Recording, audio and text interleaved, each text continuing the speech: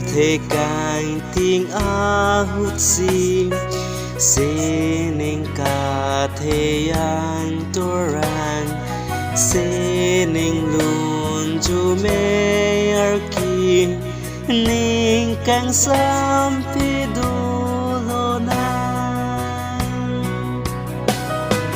Kang tôi ne ar na maphan Anong te pen pi du na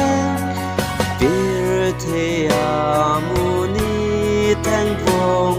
Ning kang sampi dulo na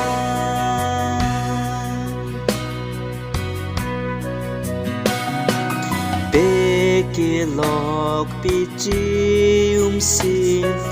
Ha Bethlehem rong ekung Ha chepe jok abang phan Kirulun kimilun lo Kang tôi ne ar na maphan Anong te pen pi du na Bir te amuni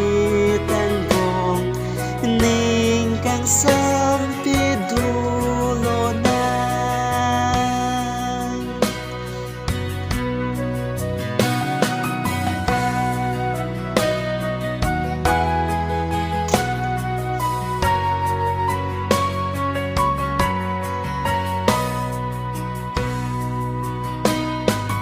Te kala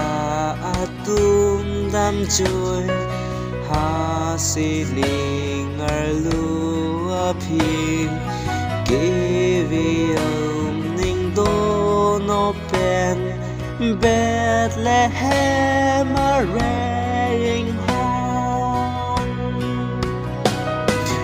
Kang tôi ne ar na maphan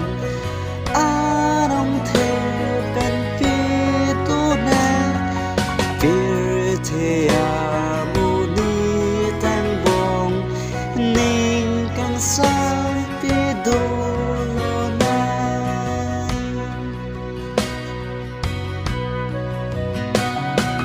Ili tu maphan sitang Kivi tu mason an